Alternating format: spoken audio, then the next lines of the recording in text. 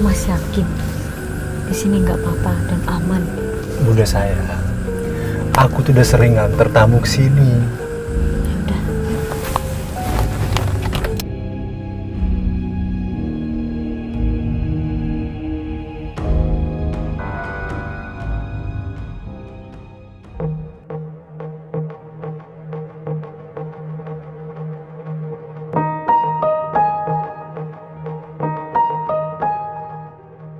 Berawal dari ketertarikan sang sopir taksi bandara bernama Andik terhadap sang penjaga kantin cantik dan bohai bernama Rumana, kisah pun dimulai.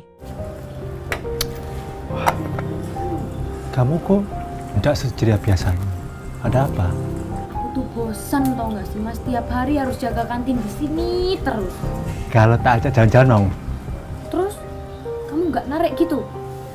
Asal kamu bahagia, aku tidak apa-apa. Wes besok aku tidak narik. Keesokan harinya, mereka pun pergi ke sebuah tempat wisata. Acara jalan-jalan ini pun sekaligus digunakan bagi keduanya untuk mengungkapkan rasa ketertarikan dan status mereka masing-masing. Kamu udah punya suami tuh, Dek? Iya Mas, tapi suamiku tuh payah Mas, dia kerja di pabrik es. Gimana dia mau ngajak jalan-jalan aku untuk makan kehidupan sehari-hari aja? Aku harus bantu dia jaga kantin. Kalau gitu, anggap aja aku ini suamimu. Gimana? Kamu tuh mas bercanda aja. Lagian aku denger kalau kamu tuh udah punya istri di Kediri, ya kan? Kamu punya suami, aku juga punya istri. Jadi, impas toh. Sekarang panggil aja aku ayah dan aku panggil kamu bunda. Ayah. Bunda. Jalinan cinta terlarang Andik dan Rumana, kian hari semakin bertambah panas saja. Rumana pun juga, kini sudah mulai berani berbohong pada sang suami yang bernama Mas Mudi, hanya demi bertemu dengan Andik sang kekasih gelap. Kamu mau kemana, Dek? Kok cantik banget sih? Aku mau izin, aku mau ada acara sama temen aku, sebentar aja. Ya wes, tapi jangan malam-malam ya. Ya. Hati-hati ya sayang. Setelah dapat izin dari sang suami, Rumana pun dengan bebasnya pergi jalan-jalan dengan Andik, bahkan sampai berakhir di sebuah rumah penginapan untuk lanjut tutumpakan. Mas yakin di sini nggak apa-apa dan aman? Bunda saya, aku tuh udah sering nganter tamu ke sini. Di sini aman, tidak apa-apa. Ya udah. Selamat malam Mas. Malam. Mau antar tamu? Oh bukan, kali ini bukan buat tamu, tapi buat aku. Ya udah, ini kuncinya. Oh iya, Kamarnya di atas ya. bisa? Maknyos bosku, Maknyos, Jos, endol banget bosku. Perubahan sikap Rumana membuat Mas Mudi curiga, apalagi malam itu dia mendengar istrinya berbincang mesra lewat telepon dengan seorang laki-laki. Ayahku sayang, Kamu nelpon siapa? Udah malam gini kok. nelpon temanku, Kok temen manggilnya bunda? cuma bercanda kok. Udah serius. Oh, ya. Mas Mudi tidak percaya begitu saja dengan istrinya.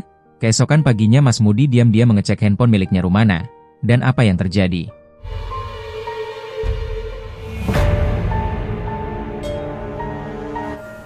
Kamu selingkuh? Ini.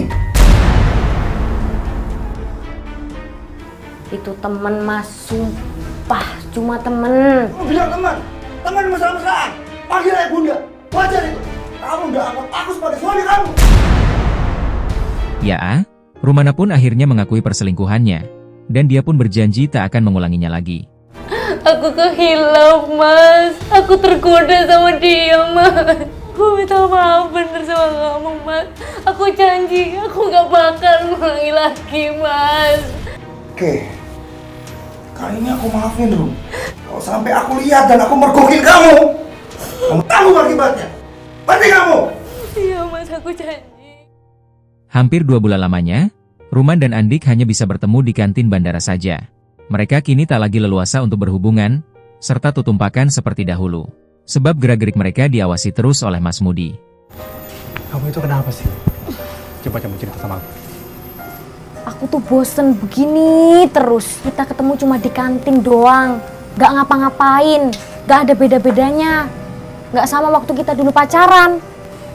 Sayang, Emang kamu mau kalau kita ketahuan lagi sama suamimu itu? Ya enggak lah Mas, tapi kan aku bosen kalau kayak gini terus.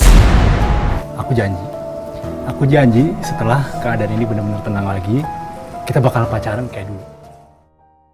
Hingga pada suatu waktu, Mas Mudi mendapat undangan pesta dari keluarganya.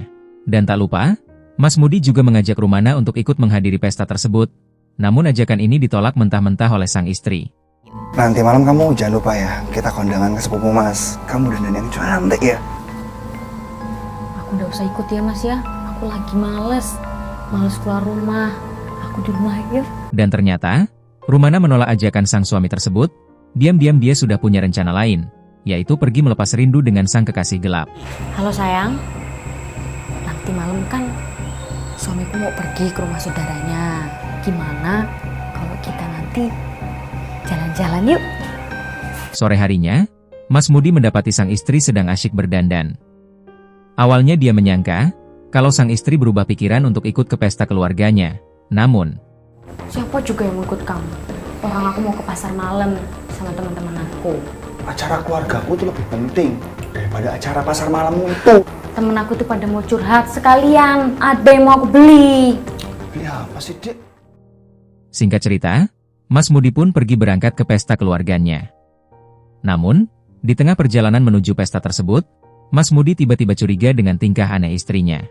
Ada yang aneh sama Rumana. Gak biasanya dia kayak gitu. Aku telepon Mas aja ya. Mas Mudi kemudian telepon kakaknya yang bernama Imron untuk mengecek keberadaan sang istri di rumah dan apa yang terjadi.